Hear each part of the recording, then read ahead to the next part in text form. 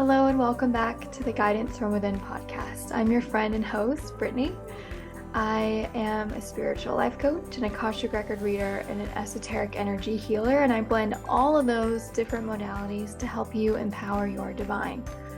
I would love to talk to you today about my recent trip and voyage from North Carolina all the way to California, specifically Joshua Tree. There is a very synchronistic, sort of magical story about how I got to Joshua Tree and how life really pushed me to go there on a 5-day women's retreat. But before we get to that, if you would like to be the first to hear these episodes and really follow along on not only my journey, but how I can be of service to you, please subscribe to this podcast and YouTube channel. I would love to have you a part of my community. In order for me to tell the story about how I got to Joshua Tree, I need to back up a couple of months and begin a little further than just the retreat itself. So, I had in the beginning of the year in February actually started a full-time job that deep down I knew I wasn't supposed to necessarily my soul was not craving that job. It was a 9 to 5 job.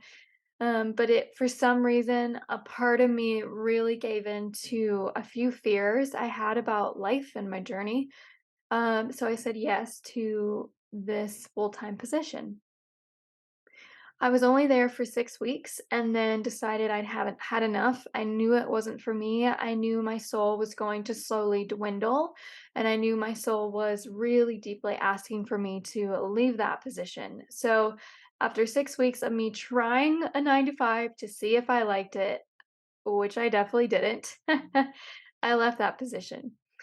Well, the interesting thing is, once I left that position, I had a friend who leads the retreats for, and I'll tag it below in the information, Awakened Wellness Retreats. Lindsay and Heather lead retreats all over the United States and soon, hopefully, international retreats as well. And Heather approached me and said, "There's one spot left for this retreat. Do you want it?" I could not have taken a week away from the 9 to 5 job that I had previously been, previously held.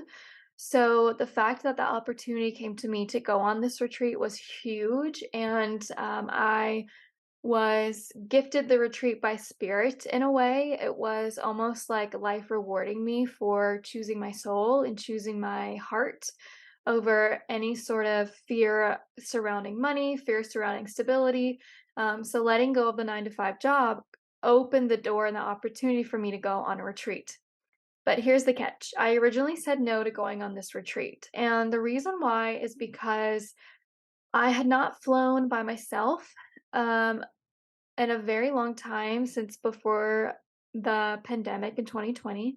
And not only had I not flown by myself, but I hadn't flown that far away from home by myself for years. So when you think about North Carolina on the East Coast versus California all the way on the West Coast, those are two long flights to get there, right? It's not an easy hop and a skip. It is a full day of travel and an investment. I also would have been sharing I knew I was going to be sharing a room with other women. I think there were 6 of us total sharing a room together. So when think about it this way, you're putting yourself in a vulnerable position. You're traveling, your energy, you're going to be surrounded by other women. You're not going to have privacy for a little while. Although there are great workshops and the food was super scrumptious and healing, you still have to face the fact that your privacy and your sacred space that you're used to, you're not going to have that for a little while to go on a retreat. So all of these things came up for me that really challenged going on a retreat and leaving home. The fear of flying, the fear of being alone from my partner, the fear of really putting my trust in the hands of Heather and Lindsay, who are going to be leading a week-long retreat, transportation, food, the location of the Airbnb, and where we would be staying, right? So there's so many factors, external factors, that really I was uncomfortable with putting myself in outside of my comfort zone and doing something that I had never done before. I have never gone on a retreat before, and it was a challenge for me, but eventually I decided that there's no way me leaving this position and then having the door of opportunity open to go on a retreat like this was a coincidence.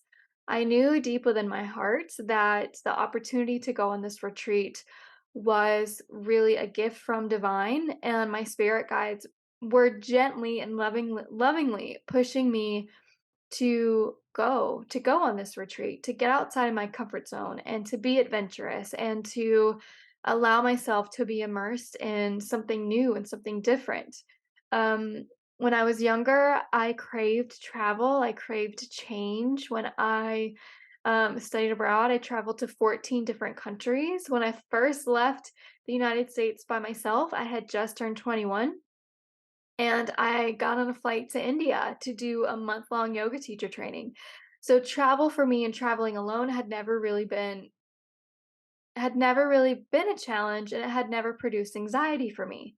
However, that was quite a while ago, and now traveling for me was a whole different story.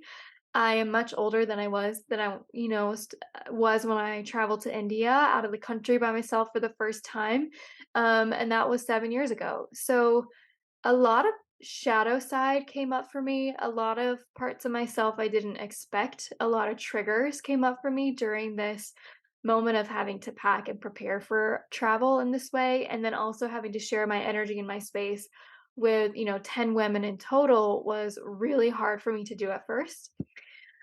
Once I got through the flights and landed in Joshua Tree, I carpooled with the girls that were on the women that were on the retreat, and once we got to the Airbnb, I started having a lot of anxiety.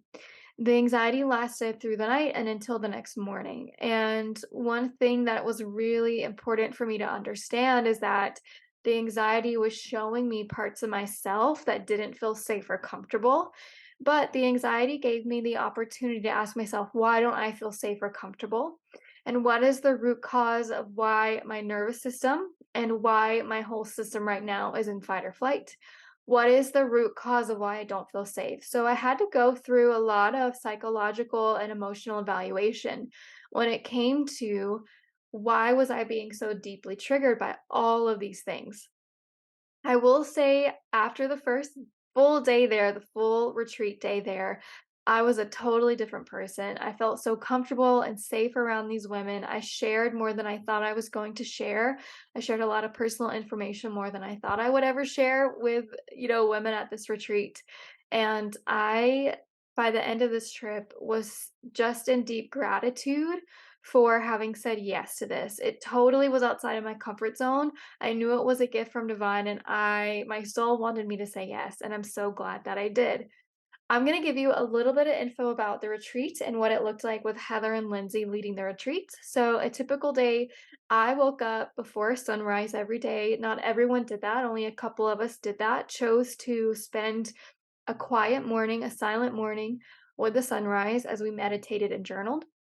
I personally woke up every day and gave myself an esoteric energy healing session as I watched the sunrise. And then we would have yoga together. We did group yoga, and then we'd eat a really delicious breakfast together. And then we'd go into a day of workshop and a lot of fun. So, one of the workshops funny enough, was also about regulating the nervous system and learning a lot about how the nervous system is triggered and how to calm the nervous system. One of the workshops was a humor workshop where we got to laugh until we cried and where we got to just have a lot of fun, all 10 of us women. One of the workshops was a really deep breath workshop, where we got to do a lot of deep healing through that breathing exercise. It was overall such a blessing, and we ended the week by going into the Joshua Tree National Park so we could explore the area and really get grounded into the earth. Um, a couple of things that helped me throughout the week that allowed me to feel comfortable when I was really not comfortable.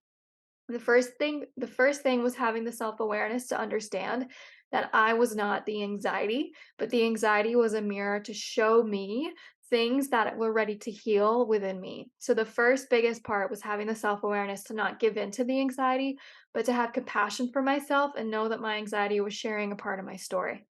The second thing is the yoga. Every morning we were given a yoga class, and that 8 a.m. morning yoga is what centered me. It allowed me to ground into my body. It allowed me to feel more stable, and it really helped decrease the anxiety. Another thing that really benefited me and was so comforting to me was being able to have time to myself in the morning so that I could wake up for an hour and give myself an energy healing to also help calm me. Those 3 things were super special. The fourth thing I'd say that helped me regulate my nervous system was walking the property of the Airbnb. So, having the understanding of where I was, the awareness of the land and walking the land, and also being able to walk the land, look out at the gorgeous Joshua Tree National Park, that gorgeous mountain view there, feeling the desert air, feeling the sun on my face, really touching the rocks and the plants at the Airbnb and on that property helped ground me as well.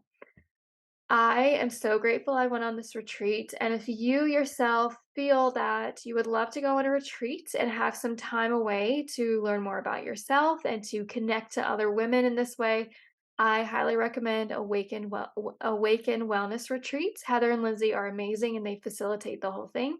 They cook for you, they provide workshops for you, you get to do yoga with them, you heal with them, you dance and laugh with them. It is really a unique and special experience.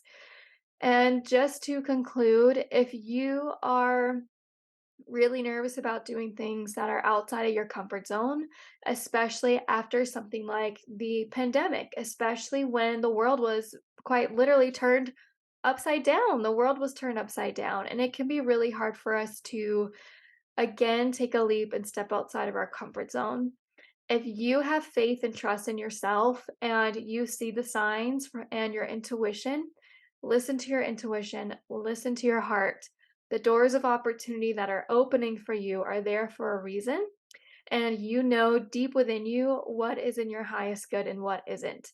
You may absolutely surprise yourself at what you can handle, and you may absolutely surprise yourself when it comes to saying yes to opportunities that you never thought you would say yes to.